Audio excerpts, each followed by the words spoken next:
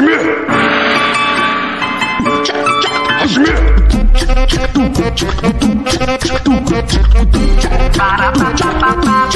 papo reto, se liga aí no que eu vou dizer. É papo reto, olho no olho, é papo reto, se liga aí no que eu vou dizer. É papo reto, olho no olho, Estimaçu, rapaziada do Reação, estamos de volta com mais um episódio do Hajime MesaCast. E aí, Duda, como é que você tá? Tô bem, Gil, e você? Eu tô bem, você gostou de participar, de ser host aqui do Hajime? Adorei, e adorei o tema também, né? Foi bom pra caramba, o último foi sobre maternidade, né? Papo cabeça. Exatamente, e o de hoje parece que é uma dobradinha até, né? Porque a gente falou de mães ali, maternidade, e hoje a gente vai falar de quê? Mulheres. Mulheres. No trabalho. Mulheres no trabalho, né? Qualquer aspecto da vida da mulher, né? Falamos de mulheres no trabalho. Como elas estão no mercado de trabalho, quais tipos de trabalho são para a mulher, enfim, tudo. E esse papo que a gente vai ter daqui a pouco vai ser com a Elaine e a Ariane aqui do Reação com Elas, né? Muito bom, convidamos esse projeto que é incrível. Elas vão falar melhor, né? Deixa que elas falam melhor. Mesmo porque a gente tem um assunto aqui para resolver, que são as respostas do programa anterior, que é o programa... Foi sobre o que mesmo? Deixa eu ver aqui. Notícia? Foi aquele com a Bia, né? Sobre comunicação. Exatamente, a gente fez um programa com a Bia, falamos de comunicação, falamos de jornalismo, de tudo isso. E a perguntinha da semana foi: se você tivesse o poder de escrever uma notícia, que notícia seria essa? E aí, meus jornalistas de plantão, o que foi que vocês escreveram? Olha, antes, Duda, eu tenho que falar que até o início dessa pauta aqui, tinham poucas respostas, hein? O que tá acontecendo, galera? Vamos animar. Isso aí, então, poucas respostas e a gente escolheu algumas que estavam lá, né? Você quer começar, Duda? Pode ser, tá aqui, ó. Da notícia desse aluno, botou Rocinha Acadêmicos Unidos. Vamos tentar interpretar assim. Não consegui não conectou. Tem o Unido, tem a escola de samba aqui, mas é sobre isso que você quer falar? Era só isso? Que dizer que o nome é Rocinha Acadêmicos Unidos? E o nome é esse mesmo, né? Ou é Acadêmico Unidos da Rocinha, não é isso? Não. Eu não sei qual é o nome daqui. O que rolou? Ou você quer falar que a Rocinha está unida? Não sei. Fala pra gente depois, que a gente não entendeu muito bem. Manda no privado lá. A próxima seria uma notícia sobre BBB. Já faz um tempo já que o BBB já acabou, né? Tá sabendo legal. Tá sabendo legal, BBB. Será o próximo BBB? Você se inscreveu pro BBB? Você é fã do Arthur Aguiar? Ou da Juliette? Você comprou o CD da Juliette? Você é isso? Um cacto. Qual a próxima, Duda? As férias durarem 6 meses. Eu apoio muito. Poxa, eu vou comprar esse jornal aí. Onde é que tá esse jornal? Eu vou comprar e vou levar lá no RH. Agora tem uma aqui, Duda, que eu acho que é uma manchete, porque ela tá em caps lock, tá com todas as letras maiúsculas. E eu vou ler como ela tá aqui, né? Então é o seguinte: a ONU decidiu começar uma guerra em forma destrutiva no mundo, que morreu 17 milhões de gente hoje. Será que é a Segunda Guerra Mundial? Tá escrito assim. Fiquei com medo. Bem alarmante, né? Peculiar. Nesse dia da entrevista com a Bia, a Vivian, ela criou um bordão que é esse aqui, ó. É você, Max? Oi? Foi você? Será? Será que foi o Max? Ou o Michel? Ou o Michel. É você, Michel? Nada. nada. Teve uma pessoa que escreveu, ela literalmente escreveu nada, NADA. Ah, tá. Ela se deu o trabalho de escrever uma resposta que era nada. Ok, tá. Não sei. Depois a gente vê se ela merece presença ou não, né? Lembrando a vocês que a resposta de vocês aqui no formulário, quando vocês preenchem o formulário, vocês estão preenchendo sua presença na semana. Porque lembra, nós temos 2 presenças durante a semana. Uma é vocês aqui, pessoalmente, tendo aula. E a outra é o nosso conteúdo virtual. Então não deixem de preencher o formulário. Não é isso, Duda? Com certeza, gente. É importante. Ó, importante. O dedinho da Duda aqui ó, já tá formigando para botar falta para vocês. Falta, F. Exatamente. 0. Mas vamos pro nosso papo? Beleza. Então vamos chamar aqui as meninas e já vamos pro nosso papo. Até lá. Vinheta. Onegai Shimasu, rapaziada do Reação. Estamos de volta aqui, né? Depois de ler essas frases maravilhosas aqui no episódio retrasado. Peculiares. Mas estamos aqui agora para tratar de um assunto muito sério. Sim. Agora sim. Né? Estamos aqui, acabamos de receber aqui o pessoal do Reação com Elas. E quem são essas pessoas? Elaine Machado, assistente social, e Ariane Bonioli, psicóloga aqui do Reação. Sejam muito bem-vindas, meninas. Obrigada, é um prazer estar aqui com vocês. Prazer é nosso. Então a gente começa a falar de Reação com Elas, né? O que é o programa Reação com Elas, do que a gente está falando. Tem muitos alunos nossos que não conhecem o Reação com Elas. Seria bom a gente começar por aí, né? Falando um pouquinho sobre como é o programa, o que faz, há quanto tempo existe, todos esses detalhes. Então, Reação com Elas é um programa voltado para as mulheres que têm algum vínculo com o Instituto Reação. Seja mãe de aluno, avó, irmã, tia, basta ter algum vínculo. Esse programa ele foi pensado pela voluntária Camila Miranda. Ela é uma psicóloga voluntária do Reação há mais de 13 anos e ela já tem um projeto aqui no Reação chamado Roda de Mães, que são rodas de conversa com as mães que estão ali na arquibancada aguardando as crianças. Não era um programa e não tinha um cronograma específico, demanda espontânea. O que as mulheres traziam, o tema do dia era trabalhado. E a partir de uma conversa que o Flávio Canto teve com a Camila Miranda, foi solicitado um programa mesmo, né? Tudo direitinho, com cronograma, módulos. E eu chego em 2019, exatamente para o Reação com Elas e para o Reação Conecta, que aí próximo episódio falaremos também sobre isso. Já estou me convidando, gente, para voltar. E esse programa ele vem para trabalhar com as mulheres a questão do empoderamento feminino e também trabalhar todos os valores que o judô trabalha no tatame com os alunos. E foram pensados assim 4 módulos. O módulo saúde, que se divide em 3 temas: saúde física, saúde mental e saúde financeira. O módulo trabalho, que a gente fala sobre competências psicossociais, empreendedorismo e histórias de sucesso. O módulo família, a gente vai trabalhar adolescente, resolução de conflitos e relacionamentos. E o último, que é o módulo feminino, a gente vai falar sobre autoestima, sexualidade e sororidade. Exatamente. Porque nada mais é do que a gente vê a mulher como grande protagonista dentro das famílias, né? Então a gente dá muita atenção aos alunos porque não dá atenção a essas mulheres que estão à frente dessas famílias. A gente trabalha muito desse dia, além de aumentar o vínculo com os alunos, desse empoderamento feminino da mulher com esse papel social. Excelente. Ano passado, acho que foi ano passado, Elaine participou do Hajime com Reação com Elas também.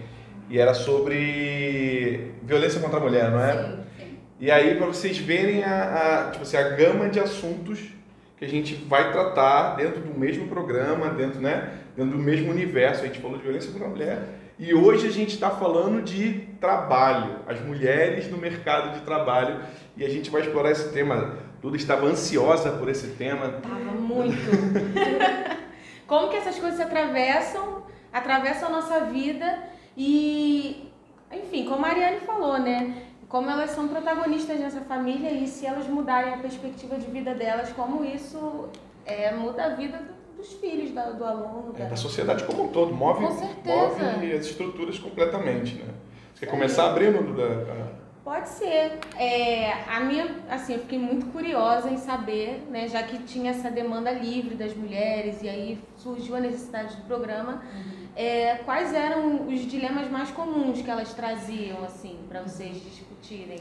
É que elas trazem ainda no programa, quando a gente vai falar sobre o módulo trabalho, a gente divide nesses 3 temas que eu falei com vocês, a gente começa com competências psicossociais, para elas identificarem, por exemplo, coisas que elas sabem fazer, mas que elas não valorizam, né? Às vezes, a mulher, vem aquela pergunta, você trabalha? Não, eu sou só dona de casa. Só? Como assim? Mas tem muitas funções em ser dona de casa. Exatamente, e é um trabalho que não é remunerado, é um trabalho que não acaba, ele não se esgota, né? Pelo contrário, ele esgota a mulher. Exatamente. Então, assim, a gente começa a ver, às vezes não tem condições de trabalhar fora porque a criança é muito pequena, não tem com quem deixar, não arrumou vaga na creche. E o que você pode fazer dentro de casa e ganhar dinheiro com isso? Então, assim, vamos identificar, porque às vezes a mulher cozinha muito bem, mas ela acha que não é boa o suficiente para vender, para comercializar. Às vezes é uma doceira maravilhosa, faz aqueles bolos de pote que estão na moda, né? Docinhos, mas ela acha que não é bom o suficiente porque não é igual da loja. Ou ela não identifica aquilo como profissional. E aí a gente vai dizendo para elas que sim. Quantas pessoas, por exemplo, em histórias de sucesso, a gente vai trazer exemplo de pessoas que começaram assim e que hoje se tornaram grandes empreendedoras nas diversas áreas. Áreas que a gente acha que é mais doméstica, como a área da cozinha, né? De fazer uma comida, de fazer um bolo, de fazer um doce, de fazer um pastel, e costura, né? Quando às vezes você está desesperado para alguém fazer uma bainha no seu terno, que você vai no casamento, você vai num casamento, precisa do vestido, aí precisa do terno, e não tem quem faça a bainha. Eu, por exemplo, né, evito comprar calça, gente, porque eu corto meio metro da calça. Então preciso de ter aquela costureira de confiança. E às vezes, Elaine, eu posso fazer, te entrego daqui a um mês, eu quero para amanhã. Então, assim, as pessoas sabem fazer, às vezes tem máquina em casa, mas não sabem como ganhar dinheiro com isso. Então, a gente vai trabalhando esses temas. Por isso que inicia com as competências psicossociais, né, para elas identificarem essas questões delas e na família, às vezes na irmã, na tia, na avó, na mãe, que são donas de casa a vida inteira, mas que têm mais habilidades que podem ganhar dinheiro com isso. Para depois a gente partir para o empreendedorismo. Eu identifico quais são as minhas qualidades e como eu posso ganhar dinheiro com isso, o que eu posso fazer, como eu posso empreender dentro do meio onde eu estou inserido. E é engraçado que as histórias de sucesso surgem muito no decorrer das edições, né? Entre elas mesmas. Entre elas mesmas. Uma vai tirando dúvida com a outra, uma vai dando ideia para outra, e os relatos vão chegando até a gente, das pessoas que estão trabalhando com isso hoje em dia, que empreenderam dessa forma, ou que descobriram oportunidades, isso é muito legal. Ou que passaram a acreditar nelas, porque a gente, nos outros módulos, a gente vai trabalhar outras questões. E no feminino, por exemplo, a gente trabalha a autoestima e a sororidade. Então, assim, a se valorizar e valorizar aquilo que você faz. Sim. Isso é muito difícil. Para quem está começando a empreender, fica em insegurança de que eu não sou boa o suficiente, não sei o suficiente, eu não fiz faculdade, né? Então, assim, trabalhar isso é complicado. E a gente só planta uma sementinha, né? Porque para cada tema é apenas um encontro. Então, a gente trabalha aquele tema, aí na semana seguinte a gente tenta costurar com o tema que a gente vai trabalhar naquele dia. Sempre costurando todos os temas, porque tudo está muito ligado. A gente deixa isso muito claro para ela, todos os encontros, que começa com saúde física, mas não dá para falar de saúde física sem falar sobre saúde mental, por exemplo, uma coisa está ligada com a outra, que já vai ser o tema da próxima semana.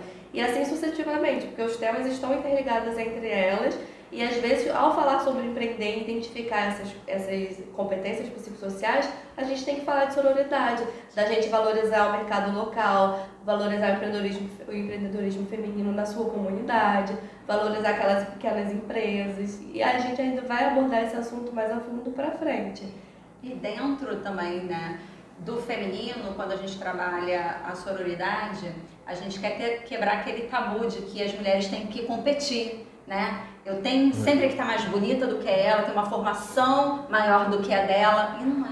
tem mercado para todo mundo. Só para nossa audiência aqui, nossos alunos de OB 4 e OB 5, o que é o termo sororidade? Explica para a galera. Então, a sororidade nada mais é do que a empatia entre as mulheres e que elas praticam. Quando a gente fala o termo, às vezes elas acham que não conhecem, mas quando a gente explica... Como assim? Isso é palavra difícil, feia, rebuscada, Soro, né? Soro, exato. Mas quando a gente explica o que é, elas começam a perceber que elas já praticam. Por exemplo, a mãe está atrasada no trânsito, foi levar o outro filho menor numa consulta com o pediatra e não vai chegar a tempo para pegar o filho mais velho na escola. Aí ela liga para a vizinha, que tem um filho na mesma escola do filho dela. Fulana, tô atrasada, não vou chegar a tempo, você pode pegar o Joãozinho para mim? Sem problemas, eu pego, fico com ele aqui em casa, né? Em comunidade, quando acontece, por exemplo, uma situação de conflito, de tiroteio, a criança que estiver na rua, tu pega e coloca dentro de casa, tu não quer saber filho de quem. Exato. Isso é sororidade, né? Que elas praticam diariamente Sem saber o que é. É nada mais é do que uma fortalecer a outra, né? É esse vínculo que uma ajuda a outra de diversas maneiras, uma fortalecendo a outra e... Excelente. E vem do termo irmã, né? Não é irmão, porque no grego já tem a palavra frater, que é irmão. E aí a palavra soro, né, que é irmã mesmo, as mulheres nessa rede de irmandade. Maravilha. Interessante. Tem um termo também que, depois da discussão da sororidade, saiu o termo dororidade, né? Que é compartilhar aquela dor, né? Que é um espaço de você compartilhar a sua dor. Tem tudo a ver com o que vocês estão falando. Sim, tem tudo a ver com relação com elas, porque é um espaço, assim, é um espaço terapêutico.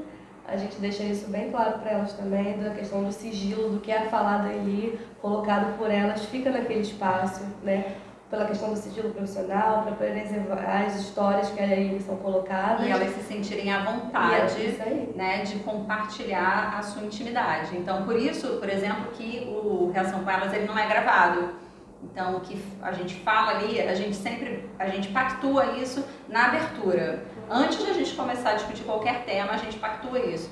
O que a psicóloga falar, a assistente social falar, o voluntário falar, você pode sair daqui e divulgar para todo mundo, porque é um conhecimento que você adquiriu. Agora, as histórias que são compartilhadas, né, das suas colegas que estão ali, não pode ser compartilhado. Por isso que a gente não grava.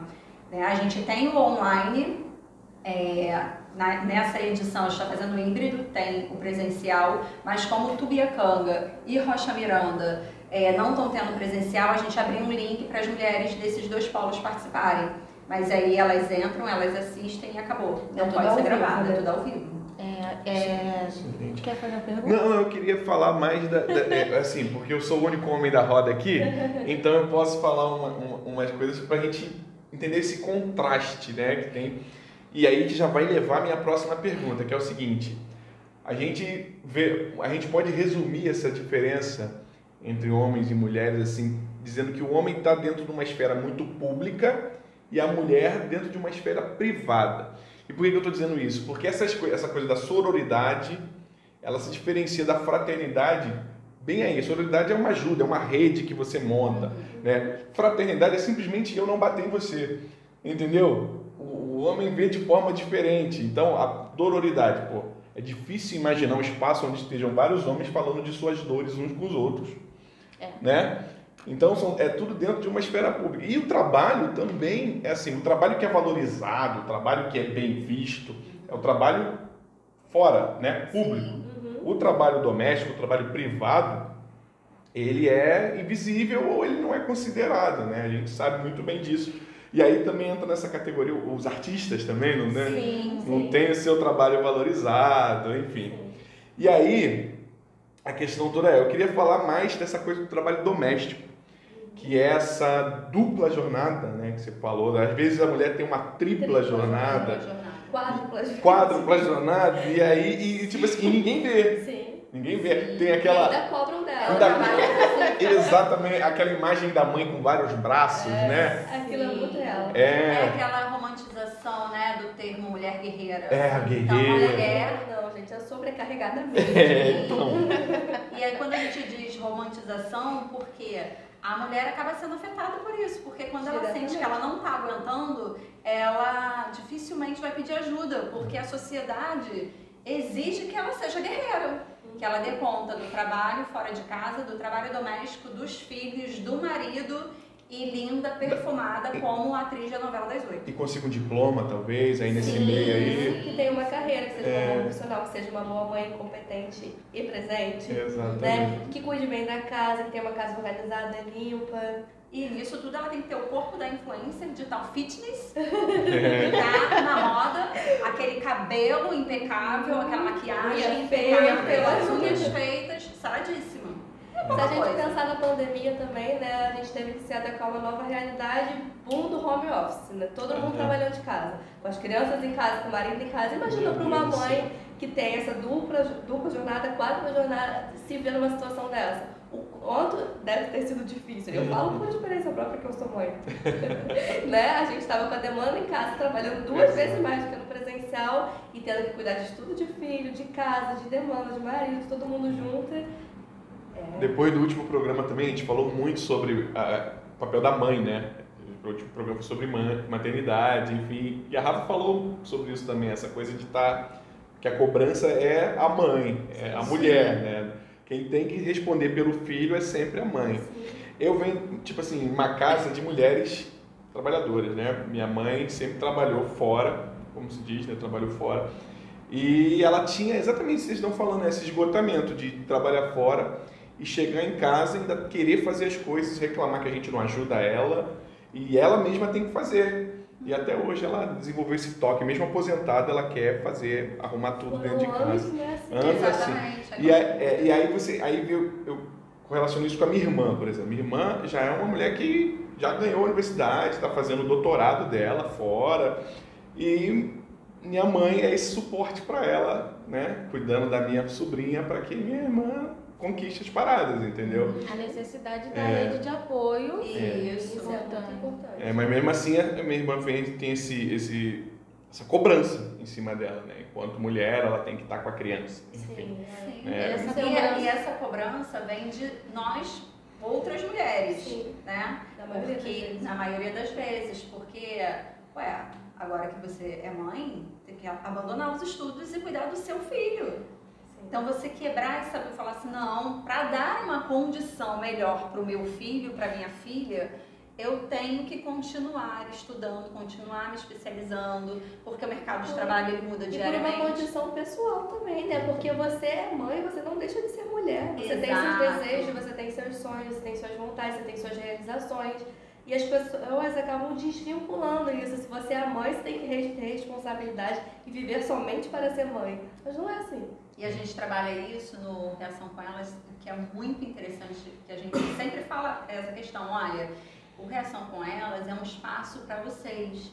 Valorizem esse espaço, porque é onde você vai poder falar dos seus sentimentos, das suas angústias, né? E conforme a gente vai trazendo as questões, às vezes uma coisa que eu digo, alguma coisa que está me afligindo, você pode, às vezes, com a sua experiência, dizer como você conseguiu encontrar uma saída, uma solução, uma coisa que de repente a outra não via e ainda não passou por isso, mas não quer dizer que no futuro não vai passar. Então a gente sempre... E quando a gente fala isso para elas, nos outros encontros, elas começam a repetir, realmente, agora eu percebo como é importante eu ter esse momento. E a gente teve diversos relatos.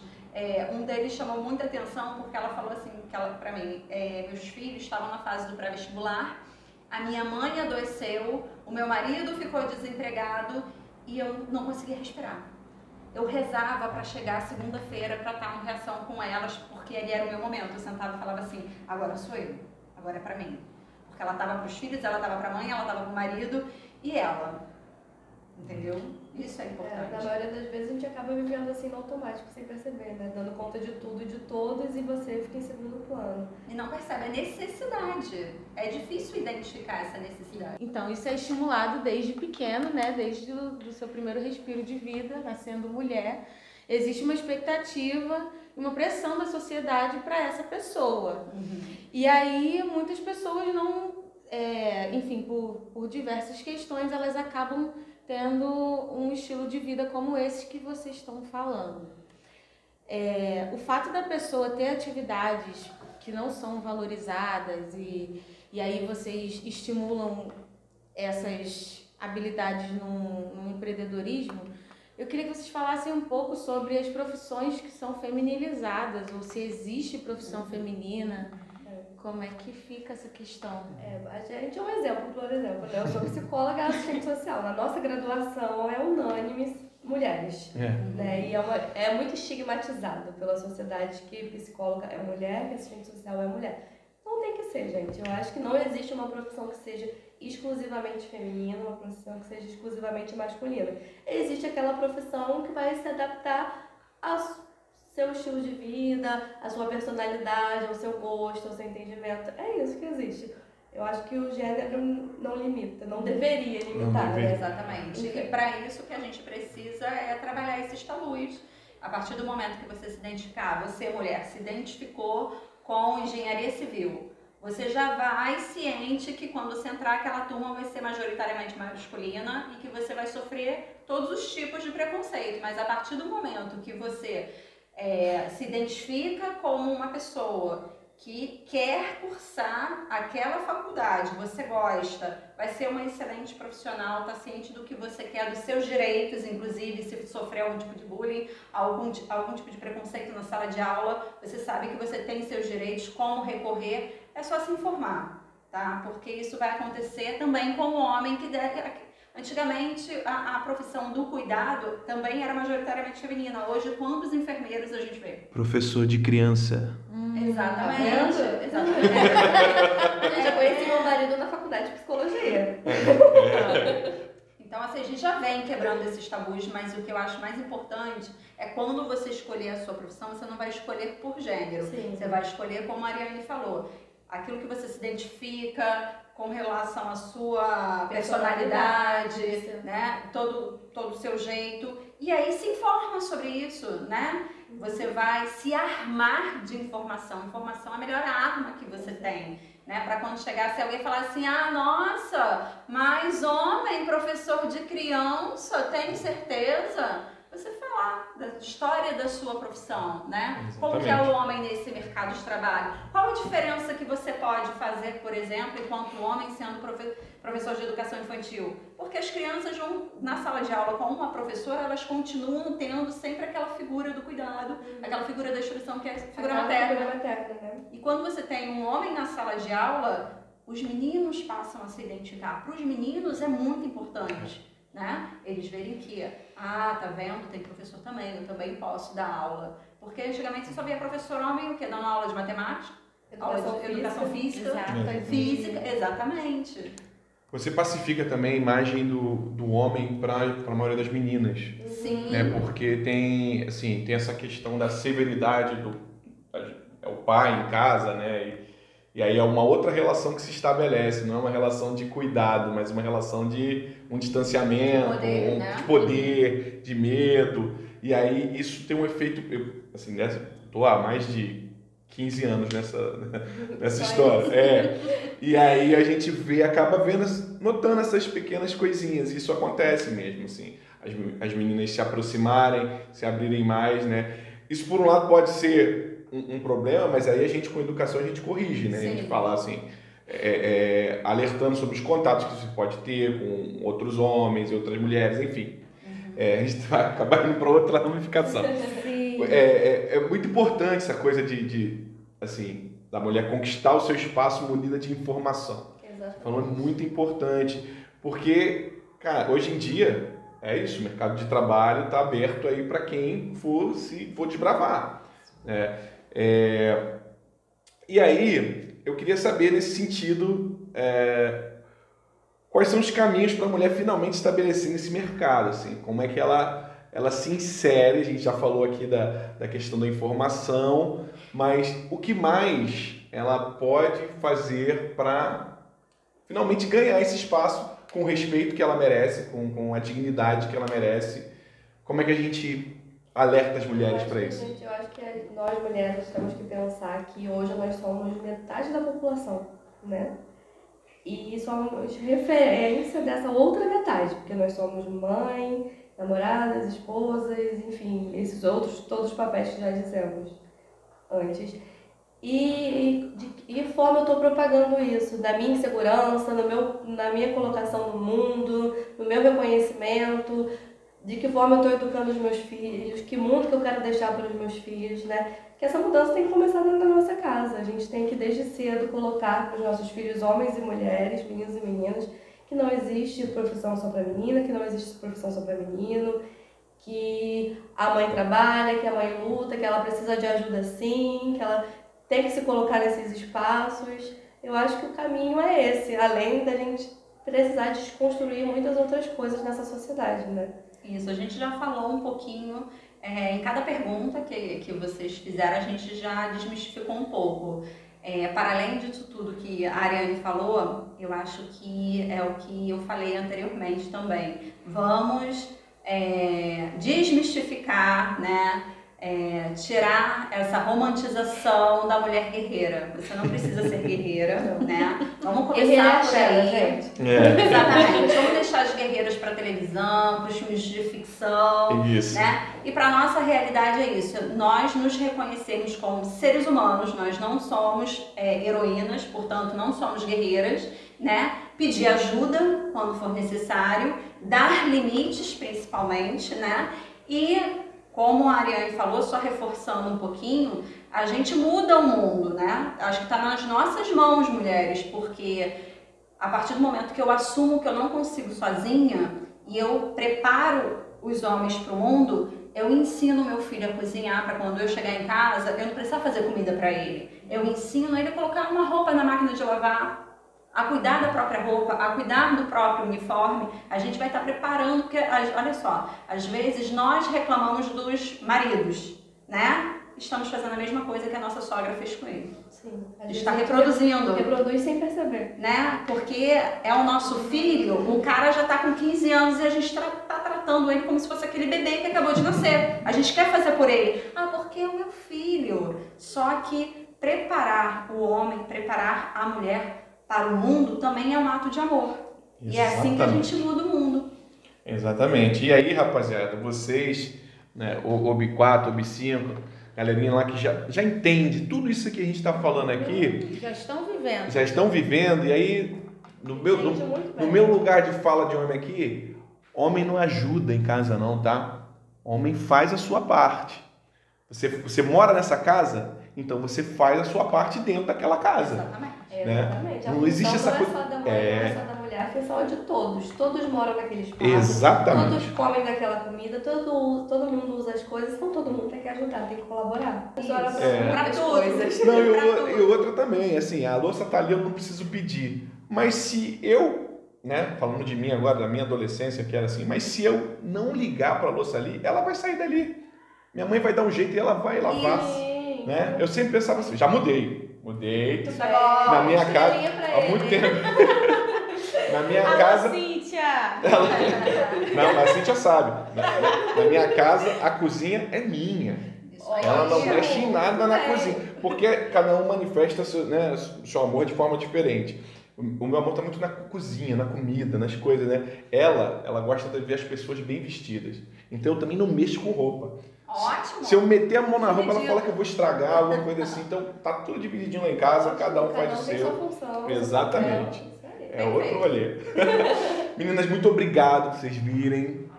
Foi um papo ótimo, né? Acho que a galera vai gostar muito também. E chegou aquele momento, né? Da nossa perguntinha final. Perguntinha final. E aí, será que surgiu alguma no papo aqui? Eu acho que tem várias perguntas rondando aqui, né? Mas tem uma interessante que, para finalizar esse contexto aí, o que você está fazendo para mudar essa realidade da mulher no mercado de trabalho? Responde aí pra gente. Exatamente. Vê se tá lavando uma louça pelo menos, né? Gente, a mudança do mundo começa com pequenas atitudes. Começa lavando um copo. Cuidando da sua roupa, isso aí. varrendo uma casa. Amanhã a gente volta a conversar sobre isso. É isso aí, galera. Tchau, tchau. Tchau, tchau.